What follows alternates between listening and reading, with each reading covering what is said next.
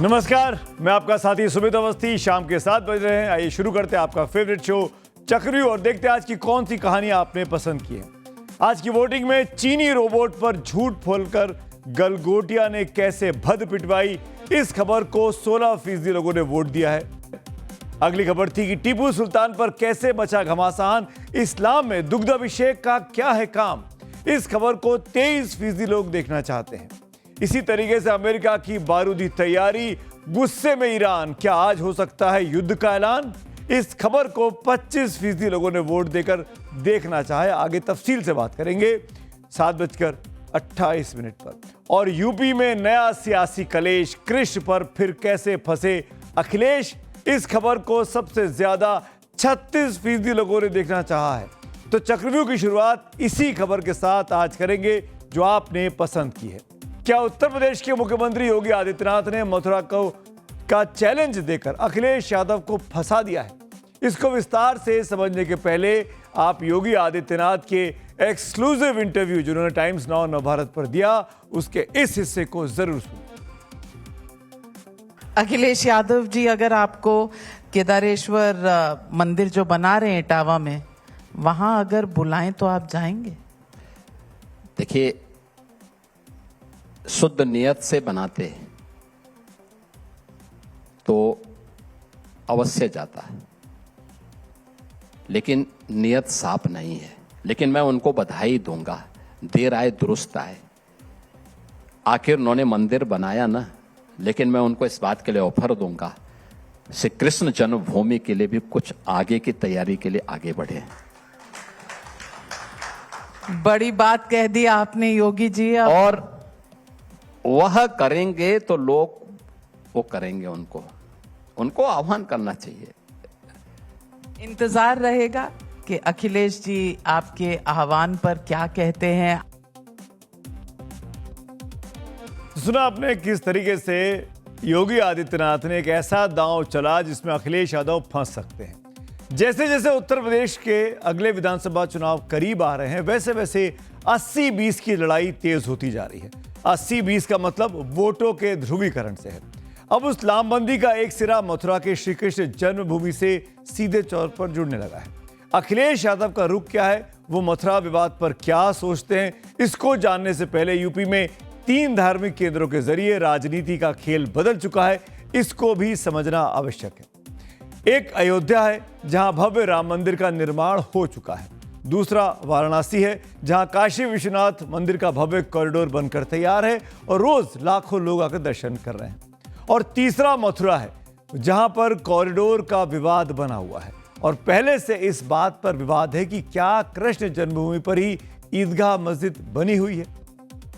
इसमें मथुरा वाला नया विवाद अब पैदा हुआ है अखिलेश यादव के उस केदारेश्वर मंदिर के निर्माण से जो इटावा में अखिलेश यादव बनवा रहे हैं। ये मंदिर हाल ही में सुर्खियों में आया था जब प्रयागराज के माघ मेले में इसको भी स्थापित करने की मांग अखिलेश यादव ने की थी। सुनिए। जो आयोजन कर रहे हैं, मैं उनसे कहूंगा कि हमारे केदारेश्वर मंदिर के भी वहां पर कुछ स्थापना करें। इटावा में लाइन सफारी के पास ही अखिलेश यादव अपनी पहल से केदारेश्वर मंदिर बनवा रहे हैं। 5 साल पहले इसका निर्माण शुरू हुआ। यह भव्य मंदिर बिल्कुल केदारनाथ की तर्ज पर बनाया जा रहा है। इसमें नेपाल से शालिग्राम शिला लाकर गर्भगृह का निर्माण किया गया है। इस मंदिर के निर्माण में लोहों का इस्तेमाल नहीं बल्कि पारंपरिक पत्थरों का इस्तेमाल किया जा रहा है। अखिलेश यादव के इस मंदिर निर्माण पर योगी आदित्यनाथ का आरोप है कि यह काम अखिलेश यादव शुद्ध नियत से, शुद्ध मन से नहीं कर रहे हैं। इसी पूरी कहानी पर एक खास बात यह हो जाती है कि अखिलेश यादव को फंसाने की कोशिश में योगी आदित्यनाथ सियासी तौर पर लग गए हैं। आज 80-20 में 80 की लड़ाई की बात होगी तो बीजेपी के लिए हिंदुत्व की लड़ाई है। वही अखिलेश यादव के पीडीए में 2 हिस्से यानी पी और डी यानी पिछड़ा और दलित, ये 80% हिंदू धर्म का हिस्सा है। अखिलेश यादव को लगता है कि इस पीडीए के कमाल से ही 2024 में शानदार जीत उनकी पार्टी को लोकसभा चुनाव में मिली थी। इनमें पीडी यानी पिछड़ा और दलित हिंदू हैं, तो इनकी धार्मिक भावनाओं के प्रति अपना सम्मान दिखाने के लिए अखिलेश इटावा में केदारेश्वर मंदिर बना रहे हैं। लेकिन योगी आदित्यनाथ उन्हें केदारेश्वर से हटाकर श्री कृष्ण जन्मभूमि पर घेर रहे हैं, जिसको लेकर अखिलेश यादव अपने एक बयान से चर्चा में आए थे। अगर मथुरा धर्म का एक बड़ा केंद्र है तो पश्चिमी उत्तर प्रदेश में राजनीति का भी एक बहुत बड़ा केंद्र है। इसकी पॉलिटिक्स समझ लीजिए। मथुरा लोकसभा सीट पर 1991 से 2004 तक बीजेपी के सांसद चुने गए। उसके बाद 2004 में कांग्रेस यहां पर जीत गई और 2009 में राष्ट्रीय लोकदल। वहीं 2014 से लगातार बीजेपी की सांसद और जानी मानी अभिनेत्री हेमा मालिनी यहां से सांसद हैं। यानी समाजवादी पार्टी के लिए मथुरा हमेशा दूर की कौड़ी रही है। अब 2024 में पीडीए के कारण अखिलेश की स्थिति सुधरी है, तो उन्होंने मथुरा में भी योगी आदित्यनाथ को घेरने की कोशिश शुरू की और इसके लिए मौका मिला बांके बिहारी मंदिर में बनते कॉरिडोर के विरोध से। पिछले साल जून जुलाई में जब कॉरिडोर का विरोध स्थानीय लोगों ने मथुरा में शुरू किया तो उनके पक्ष में अखिलेश यादव खड़े हो गए थे। पता नहीं क्या भारतीय जनता पार्टी को हो गया है कि जहां जमीन दिखाई दे रही है वहां भारतीय जनता पार्टी के लोग जमीन कब्जा कर रहे हैं। ये कोई एक शहर की कहानी नहीं है। हर शहर में अगर कहीं जमीन है और भारतीय जनता पार्टी के लोगों की नजर पड़ गई तो कोई न कोई तरीका अपना रहे हैं शासन प्रशासन का साथ लेकर के उन जमीनों को कब्जा करने का सिलसिला चल रहा है। अखिलेश यादव जिस यादव समाज से आते हैं उस समाज के लोग भगवान श्री कृष्ण से सीधे तौर पर अपना नाता जोड़ते हैं और यादव यूपी में अखिलेश की पीडीए की सबसे अहम कड़ी है। वैसे भगवान श्री कृष्ण का प्रभाव पूरे भारत के मानस पर है और इसको आगे बढ़ाने में इस्कॉन की बहुत अहम भूमिका रही है। पश्चिम बंगाल में जहां पर भी चुनाव अनाउंस होने वाले हैं अभी 2 महीने में ही, उस इस्कॉन के कार्यक्रम के जरिए गृह मंत्री अमित शाह कृष्ण भक्तों के दिलों तक पहुंचते आज दिखाई दिए और वहां पर उन्होंने श्री कृष्ण को लेकर नारे भी लगाए। आज दोपहर की बात है। चुनाव बंगाल में सिर पर है और बंगाल का चुनाव सिर से उतरेगा तो यूपी का चुनाव सिर पर सवार हो जाएगा। सीएसडीएस लोकनीति के मुताबिक 2024 के लोकसभा चुनावों में यूपी में यादवों का 15% वोट ही एनडीए को मिला था, जबकि 82% वोट इंडिया ब्लॉक को गया था, जिसमें अखिलेश यादव ही सबसे अहम कड़ी है। वहीं पिछड़े वर्ग की बात करूं तो 61% कोयरी और कुर्मी वोट एनडीए को मिले थे, जबकि 34% इंडिया ब्लॉक को। इसके अलावा अन्य पिछड़ी जातियों यानी ओबीसीज की बात करें तो एनडीए को 59% वोट मिले, जबकि इंडिया ब्लॉक को 34%। इससे साफ है कि ओबीसी यानी पिछड़ी जातियों में यादव समाज को हटा दें तो बीजेपी की अगुवाई वाली एनडीए का बोलबाला ही माना जाएगा। बीजेपी की कोशिश पूरे हिंदू वोट को अपने पक्ष में करने की है। इसको आप उप मुख्यमंत्री ब्रजेश पाठक के उस बयान से समझ सकते हैं जिसे उन्होंने मुझसे ही बात करते हुए कल दिया था। हर व्यक्ति शंकराचार्य नहीं लिख सकता। हर व्यक्ति हर पीठ के आचार्य के रूप में जाकर के जहां तहां वातावरण खराब नहीं कर सकता। उन मर्यादाओं का पालन सबको करना होगा।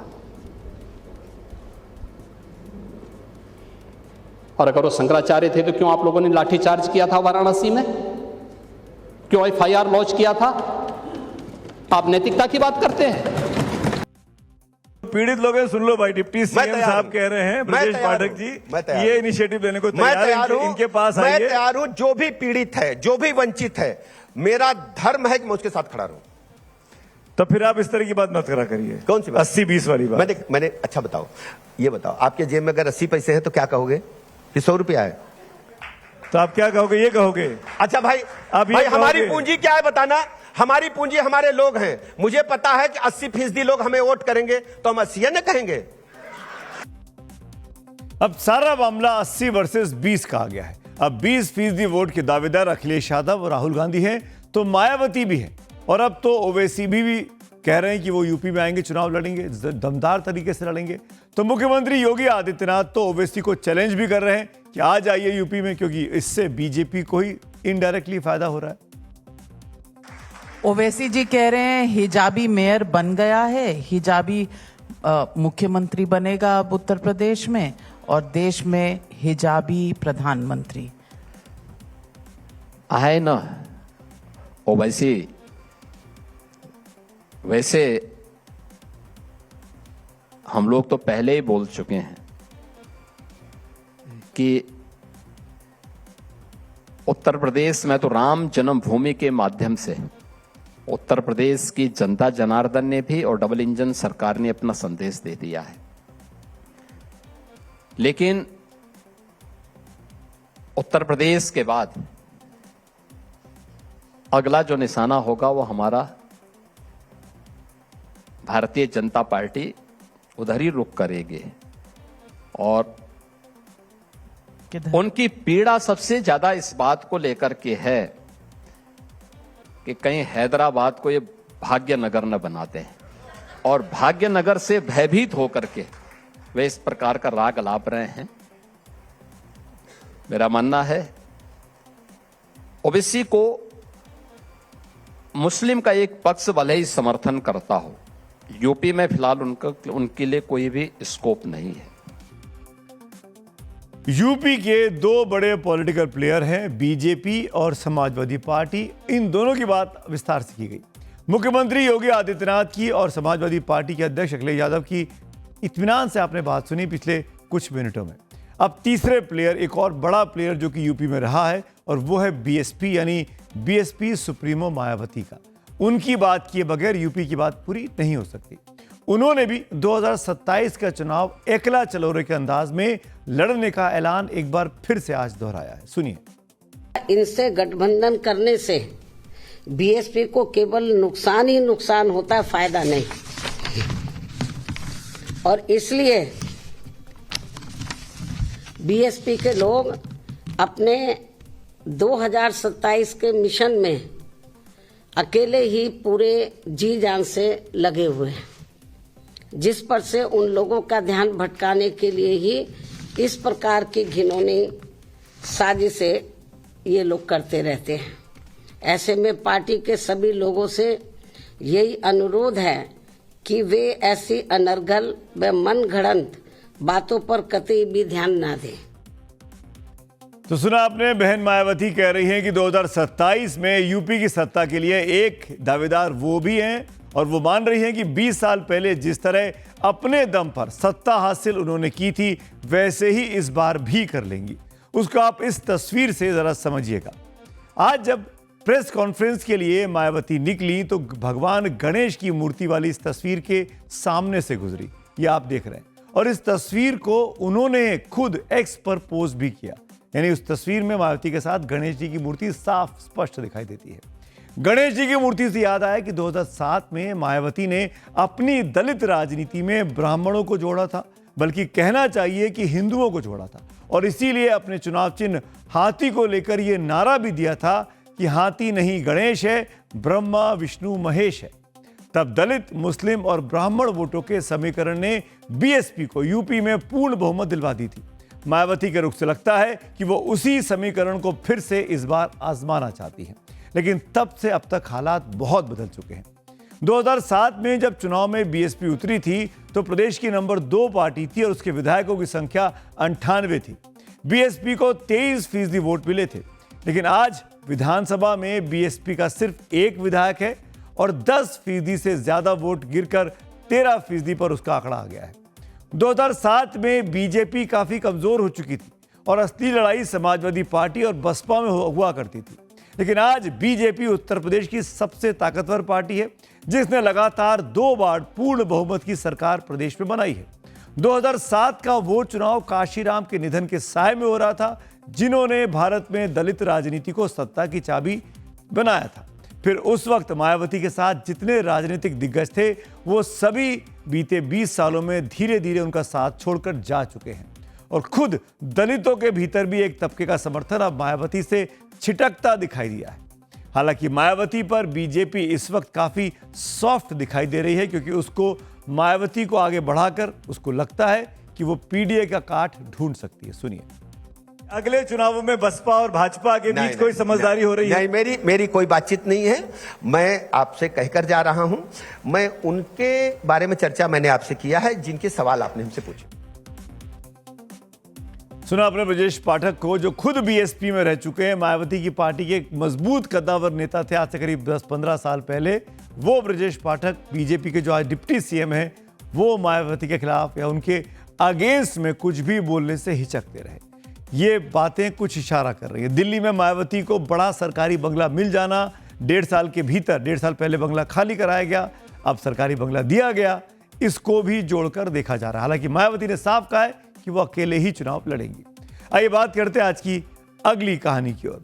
शिवाजी वर्सेस टीपू सुल्तान की सियासी लड़ाई अब फोटो से बहुत आगे बढ़कर चौक तक आ गई है। टीपू सुल्तान को लेकर महाराष्ट्र की सियासत में तो तलवारें चली रही थी, अब यूपी के मुख्यमंत्री योगी आदित्यनाथ की भी एंट्री इस लड़ाई में हो चुकी है। उधर मुंबई में नीतीश राणे टीपू प्रेमियों को पाकिस्तान का रास्ता दिखा रहे हैं। वहीं उद्धव ठाकरे की पार्टी आरोप लगा रही है कि औरंगजेब की तरह मैसूर के टीपू सुल्तान को भी कब्र से बाहर लाने की कोशिश जानबूझकर की जा रही है। नेता तो नेता, टीपू पर अब तो देश के मुसलमानों में भी दो फाड़ दिखाई दिया है।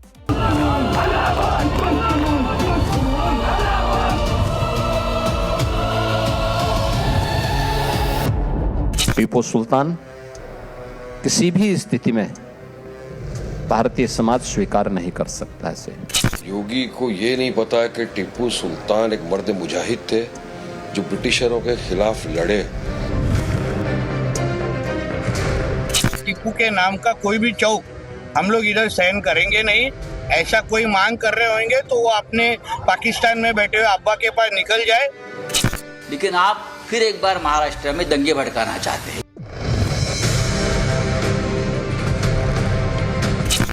उनके फोटो पर जलाभिषेक की तो जलाभिषेक करने की इस्लाम इजाजत नहीं देता है।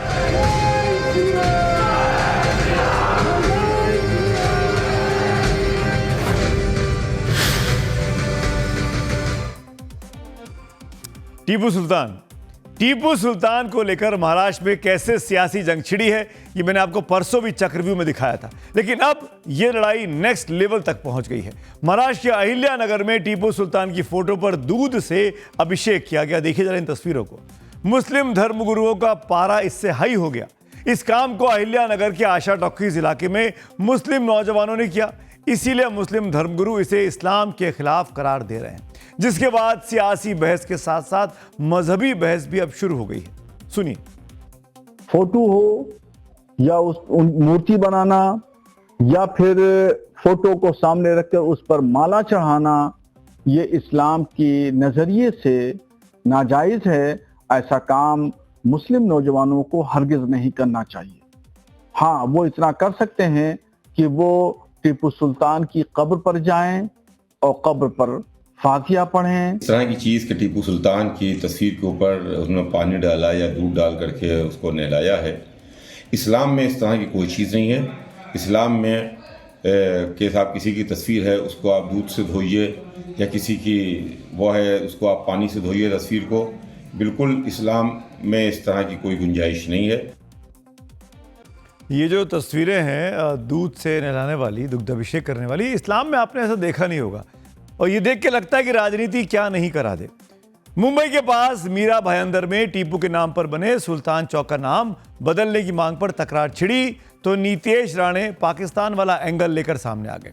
नीतीश को सुनने से पहले यूपी के मुख्यमंत्री योगी आदित्यनाथ को सुन लीजिए। मुद्दा टीपू सुल्तान से जुड़ा है और अखिलेश यादव का जो निकनेम है वो टीपू ही है। इसीलिए योगी आदित्यनाथ भी इस सियासी जंग में, इस सियासी बयानबाजी में अब कूद पड़े हैं। योगी की एंट्री के बाद यह संग्राम अब नए मुकाम पर पहुंचता दिख रहा है। देखिए, नाम का प्रभाव होता है। टीपू को हम किस नाम से मानते हैं देश के अंदर, जिसने भारत और भारतीयता को रौंदने का काम किया था।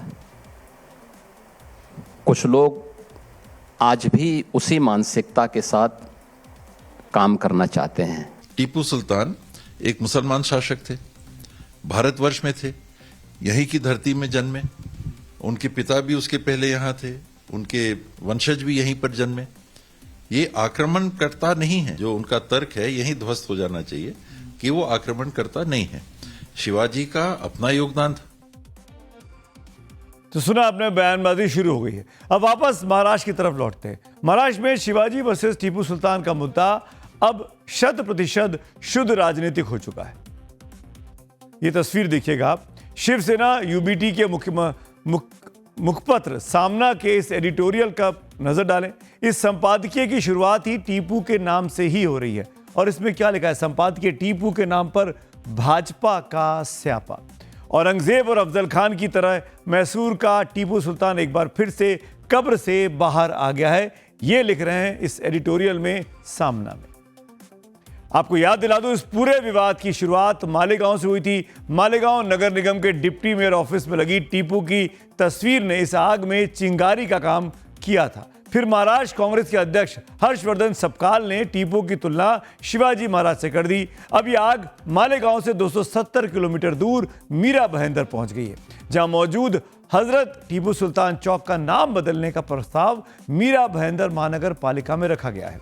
आज भाईंदर महानगर पालिका की पहली महासभा हुई और पहले ही दिन इस प्रस्ताव पर बहस शुरू हो गई। अब सियासत में जो ना करवाए। मालेगांव नगर निगम चुनाव में इस्लाम पार्टी की बुर्की वाली मेयर बनी है, तो डिप्टी मेयर निहाल अहमद के दफ्तर में टीपू की फोटो लगाई गई। वहीं मीरा भाईंदर में बीजेपी को क्लियर मेजॉरिटी मिली, लिहाजा टीपू को खलनायक बनाने की कोशिशें वहां पर की जा रही हैं। टीपू की तस्वीर से शुरू हुई तकरार अब कहां तक पहुंच गई है, आगे बढ़ने से पहले इस पर नजर डाल लीजिए।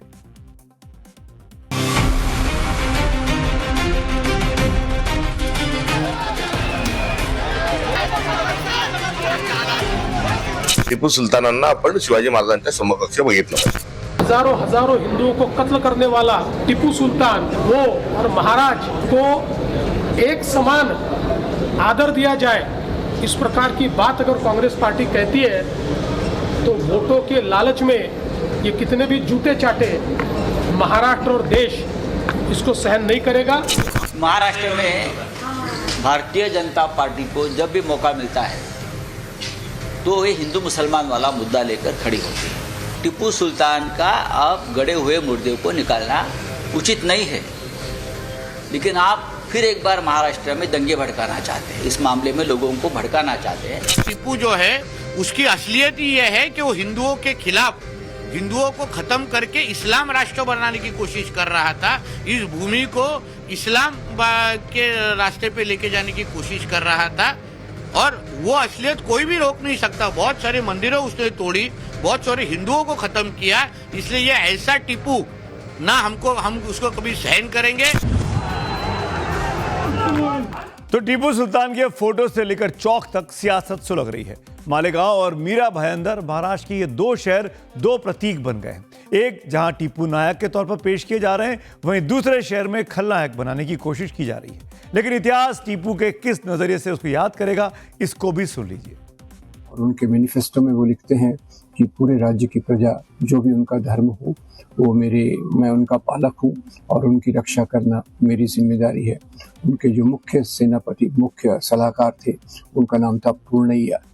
तो एक टीपू सुल्तान ने भी एक प्रकार के आदर्श को मैसूर के लिए रखा था, जैसे शिवाजी महाराज ने महाराष्ट्र में एक आदर्श रखा। रियासतों का जब बढ़ाव होगा तो साथ साथ खून भी बहेगा, लड़ाइयाँ भी होंगी, युद्ध भी होगा, बंदी भी लोग बनाए जाएंगे, आपके मंदिर मस्जिद लूटे भी जाएंगे।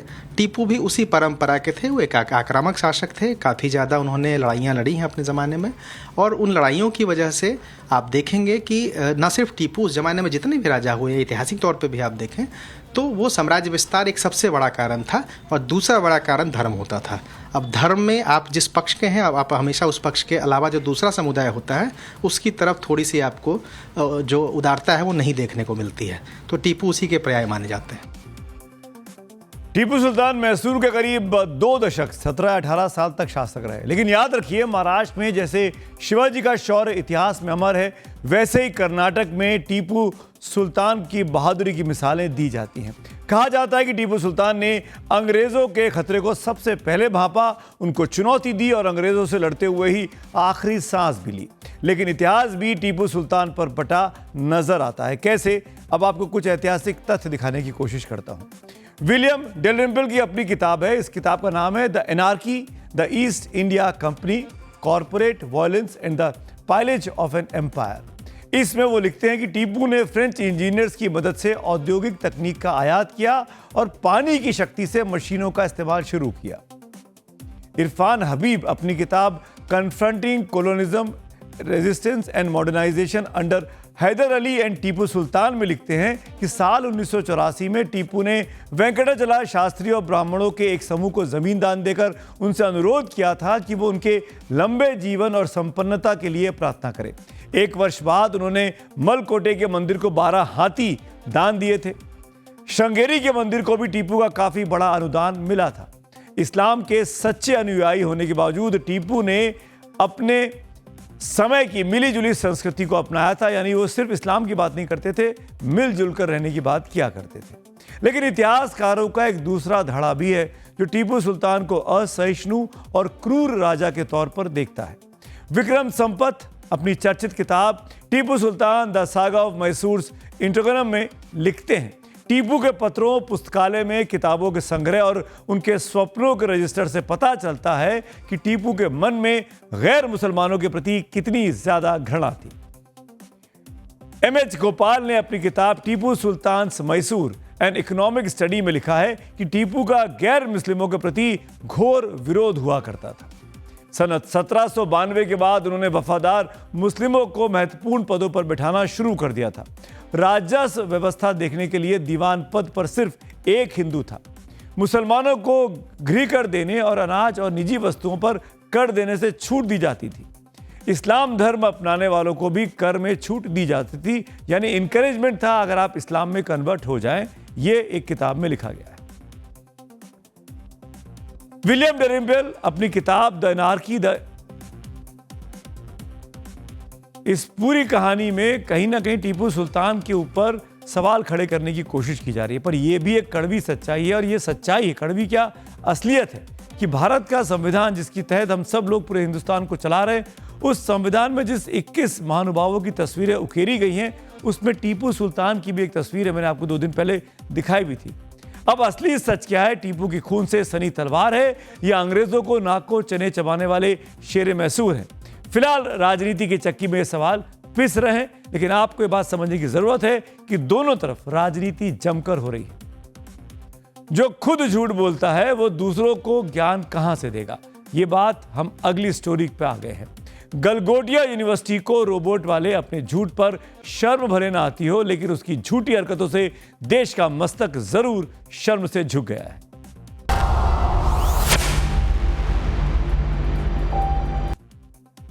आज एआई का जमाना है। एआई को लेकर भारत का विजन बहुत बड़ा है। भारत दुनिया का टॉप 3 एआई सुपर पावर कैसे बनेगा, इसका मंत्र खुद पीएम मोदी दे चुके हैं।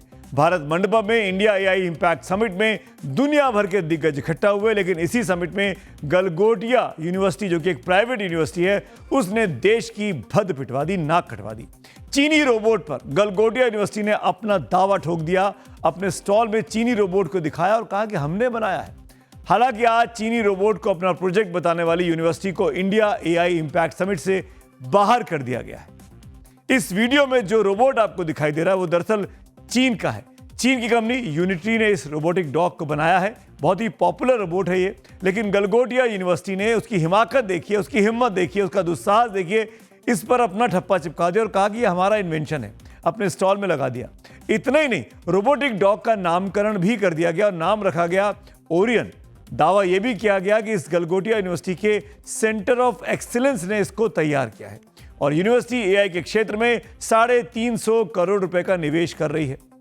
आजकल सोशल मीडिया का जमाना है। छोटी से छोटी चीजों को एआई पलक झपकते ही पकड़ लेता है। गलगोटिया यूनिवर्सिटी का यह झूठ पकड़ा गया, सरेआम पकड़ा गया। सोशल मीडिया पर लोग चाइनीज कंपनी के रोबोट के साथ इसे पोस्ट करने लगे। कुछ ही घंटों में यह वीडियो वायरल हो चुका था। सोशल मीडिया पर देश की किरकिरी हो चुकी थी और इसकी जिम्मेदार सिर्फ और सिर्फ गलगोटिया यूनिवर्सिटी है। यह कोई छोटी यूनिवर्सिटी नहीं है, इसमें करीब 40 से 50 हजार छात्र पढ़ते हैं। ऐसे में इसकी जिम्मेदारी बाकियों की तुलना में बहुत ज्यादा बढ़ जाती है। लेकिन अपना कंधा थपथपाने के चक्कर में यूनिवर्सिटी ने भारत की इज्जत, देश की इज्जत दांव पर लगा दी। यह सिर्फ देश की बदनामी नहीं, बल्कि उन लाखों छात्रों के साथ भी धोखा है जो मोटी फीस देकर इस यूनिवर्सिटी में पढ़ते हैं। उनके माँ बाप के साथ भी धोखा है जो अपने बच्चों को गलगोटिया में एडमिशन कराते हैं। इस यूनिवर्सिटी ने उन पेरेंट्स का विश्वास भी तोड़ दिया है जिन्होंने अपने बच्चों को इस महंगी यूनिवर्सिटी में पढ़ने के लिए कोसों मील दूर से भेजा हुआ है। जिस रोबोट को गलगोटिया यूनिवर्सिटी अपना बता रही थी वो दरअसल चीन की एक मशहूर टेक्नोलॉजी कंपनी यूनिटी का है, जो हाई परफॉर्मेंस वाले रोबोटिक डॉग और ह्यूमनॉइड रोबोट बनाने के लिए दुनिया भर में मशहूर है। ये कंपनी मुख्य रूप से किफ़ायती और एडवांस सेंसर वाले रोबोटिक्स तकनीक विकसित करती है, जिसका इस्तेमाल रिसर्च, एजुकेशन और इंडस्ट्रियल कामों के लिए किया जा सकता है। यूनिट्री GO2 चीन की यूनिट्री रोबोटिक्स कंपनी द्वारा बनाया गया एक AI पावर्ड रोबोटिक डॉग है, जो अपनी फुर्ती और एडवांस सेंसर्स के लिए दुनिया भर में मशहूर रहा है। इसमें 4D LiDAR तकनीक का इस्तेमाल हुआ है, जिसकी मदद से ये सीढ़ियां चढ़ने, उबड़ खाबड़ रास्तों पर चलने और अपने रास्ते में आने वाली मुश्किलों को पहचान लेता है। इसकी कीमत लगभग 2 से 3 लाख रुपए है। ये रोबोट वॉइस कमांड पर भी काम करता है और मुख्य रूप से तकनीकी रिसर्च और शिक्षा के क्षेत्र में इस्तेमाल इसका किया जाता है। भारत के करीब 20 लाख IT प्रोफेशनल्स विदेशों में देश का डंका बजाते हैं, जिसमें गूगल के सुंदर पिचाई, माइक्रोसॉफ्ट के सत्या नडेला जैसे बड़े नाम शामिल हैं। सुंदर पिचाई तो खुद AI समिट में हिस्सा लेने के लिए भारत आए हुए हैं। ऐसे में यूनिवर्सिटी को सोचना चाहिए था कि उसका झूठ अगर पकड़ा गया तो देश की कितनी बदनामी होगी। लेकिन जब पोल खुली तो चीनी रोबोट को अपना बताने वाली यूनिवर्सिटी की प्रोफेसर लीपा पोती करने लगी। हम आपको एक्सप्लेन कर सकते हैं कि कहाँ थोड़ी सी चूक हुई है। Sir, your 6 can be my 9। मैं जो कहना चाहती हूँ वो शायद मैं बहुत अच्छे से कह नहीं पाई, समय के अभाव के कारण या आसपास के बज़ और शोर के कारण, और आप जो समझना चाहते हैं शायद आपने उसमें पूरा धैर्य नहीं दिया उसको ठीक तरह से समझने का। गलगोटिया यूनिवर्सिटी एक बहुत रिस्पॉन्सिबल शिक्षण संस्थान है। हमारी QS रैंकिंग्स अगर आप देखेंगे तो वो सिर्फ क्वालिटी एजुकेशन पे नहीं, हमारी लेगेसी और वैल्यू सिस्टम पे भी है। तो हम एक एकेडमिक इंस्टीट्यूशन है, हम बहुत रिस्पॉन्सिबल इंस्टीट्यूशन है। हमने ये कभी क्लेम नहीं किया कि हमने कुछ मैन्युफैक्चर किया है जो हमने नहीं किया। प्रोफेसर नेहा, कल हमने देखा था कि वो डॉग का ही video, the whole focus was on that dog. आपने डेवलप शब्द का भी यूज किया था। तो डेवलपमेंट का मतलब किसी चीज को डिजाइन और मैन्युफैक्चर करना नहीं होता है। मैंने ये भी कहा था कि हमारे पास सेंटर ऑफ एक्सीलेंसेज हैं जिनके साथ स्टूडेंट्स इस पे काम करके कुछ और डेवलप कर रहे हैं। Are you a faculty of the artificial intelligence department? I am not a faculty of artificial intelligence. I am a faculty of communication in the School of Management. वो कहते हैं ना कि एक झूठ को छिपाने के लिए 100 झूठ बोलने पड़ते हैं। प्रोफेसर नेहा जो कल ये कह रही थी कि रोबोट यूनिवर्सिटी के सेंटर फॉर एक्सीलेंस ने डेवलप किया है, तैयार किया है, वो कल के झूठ को छिपाने के लिए आज एक और झूठ बोल गई। आज भी एक सफाई जारी की गई यूनिवर्सिटी की तरफ से और कहा गया कि भाई जो टीचर वहां मौजूद थी उनको पूरी तरीके से बात नहीं पता थी और वो गलत चीज बोलकर चली गई। रोबोट वो भी चीन का हो तो सियासत होना तो लाजमी है। कांग्रेस ने इस मामले में अब मोदी सरकार को इस पूरी कंट्रोवर्सी की वजह से घेरना शुरू कर दिया है। राहुल गांधी ने सोशल मीडिया पर लिखा कि भारत की प्रतिभा और डेटा का लाभ उठाने की बजाय AI समिट एक अव्यवस्थित जनसंपर्क तमाशा बनकर रह गया है। भारतीय डेटा बिक्री के लिए पेश किया जा रहा है, चीनी उत्पादों का प्रदर्शन किया जा रहा है। कांग्रेस की प्रवक्ता सुप्रिया श्रीनेत ने पूछा, यह अंतर्राष्ट्रीय बेइज्जती करा के क्या मिला?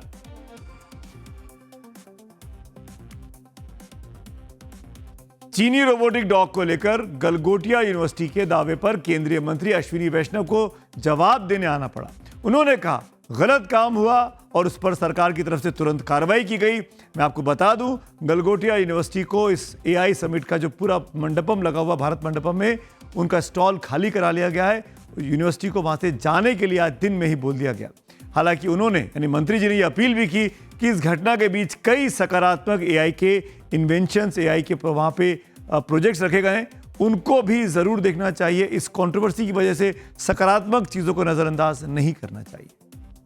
AI के एग्जीबिशन में बहुत अच्छे अच्छे सॉल्यूशंस यहाँ पर आए हैं, जहाँ पर किसी ने अगर कोई गलत किया है तो तुरंत उस पर एक्शन भी लिया गया है, और जो बाकी दूसरे अच्छे सॉल्यूशंस हैं उनको भी देखना चाहिए। तो AI के इस एक्सपो से गलगोटिया यूनिवर्सिटी को बाहर का रास्ता दिखा दिया गया। हमारी सहयोगी कृतिका उस वक्त मौजूद थी, उनकी रिपोर्ट देखते हैं। गलगोटिया यूनिवर्सिटी पवेलियन जो अभी विवादों में घिरा हुआ है, वहां पर आप देख रहे हैं कि कैसे सर्विस प्रोफेशनल्स ने ये रिट्रैक्टेबल बैंड लगा दिया है। इस एरिया को कॉर्डन ऑफ किया जा रहा है। पहले हमने आपको बताया था टाइम्स ऑफ भारत पे कि कैसे यहाँ की इलेक्ट्रिसिटी कट ऑफ कर दी गई थी, ना ही सिर्फ LEDs बट जितनी हैलोजन लगा हुआ है उस सबकी इलेक्ट्रिसिटी कट ऑफ कर दी गई थी। आप आसपास देख सकते हैं कि कैसे सारे कायोस अभी भी एक्टिव है, सबका इलेक्ट्रिसिटी और पावर ऑन है, सब अपने गेस्ट से और AI एंथुजियास्ट से बात कर रहे हैं, पर यहाँ पर अब सारी टेबलें खाली हो चुकी हैं। इन सारी टेबल पर जहाँ स्टूडेंट्स बैठे थे अपने प्रोटोटाइप्स और अपने लैपटॉप को लेकर, वो सब अब पैकअप कर दिया जा चुका है। हमारे स्टूडेंट्स, लगभग सारे ही स्टूडेंट्स ने यहाँ पैकअप कर दिया है, सारी टेबल्स खाली है, ये बैंड यहाँ सेट कर दिया गया है, इलेक्ट्रिसिटी कट ऑफ कर दी गई है। यूनियन मिनिस्टर अश्विनी वैष्णव ने कहा था कि अगर कोई गलती होगी तो उस पर एक्शन लिया जाएगा, और एक्शन आप अभी टाइम्स नाउ नवभारत की स्क्रीन पर देख सकते हैं। तो एक यूनिवर्सिटी की वजह से पूरे भारत की आज किरकिरी हुई। हालांकि बहुत ही सकारात्मक चीज़ें हैं, और आप भी अगर दिल्ली में हैं तो ज़रूर जाकर भारत मंडपम में इसको आपको देखना चाहिए कि दुनिया कितनी तेज़ी से AI की तरफ जा रही है और AI कितना सकारात्मक तौर पर कंट्रीब्यूट कर सकता है। खैर, आगे बढ़ते बात करते हैं आज की अगली खबर की, अमेरिका और ईरान की, जहां किसी भी वक्त बारूदी गोले बरस सकते हैं। सिर्फ एकमात्र पॉजिटिव चीज ये है कि दोनों देश बातचीत कर रहे हैं, पर बातचीत में हल नहीं निकल रहा है, इसीलिए तनाव दिन पर दिन बढ़ता जा रहा है। और आइए अब आखिर में बात करते हैं आपकी राय की। आप लोग क्या सोचते हैं अलग अलग स्टोरीज के बारे में? पब्लिक व्यू क्या आया है? आज के जो 2 पब्लिक व्यू हमारी टीम ने सिलेक्ट किए हैं, उसमें एक ऋषभ मिश्रा का है, और वो लिखते हैं, और ये दोनों यूपी से जुड़े हुए हैं। अपने आप को यदुवंशी मानने वाले अखिलेश यादव आज तक मथुरा, काशी और अयोध्या गए तक नहीं, और चुनावों के समय श्री कृष्ण को याद कर रहे हैं। अब की बार चुनाव मथुरा वर्सेस अखिलेश पर लड़ा जाएगा क्या? कविराज शरद लिखते हैं, एक और पोस्ट है, ये भी यूपी से जुड़ा हुआ है, कि क्या बसपा का अकेले लड़ने का फैसला विपक्षी एकता की संभावनाओं को कमजोर करेगा? तो पब्लिक बहुत ही स्मार्ट है, हर कुछ देखती रहती है। आज इसी पब्लिक व्यू के साथ मेरे साथ चक्रव्यूह में इतना ही। कल मुलाकात होगी, तब तक के लिए शुभ रात्रि।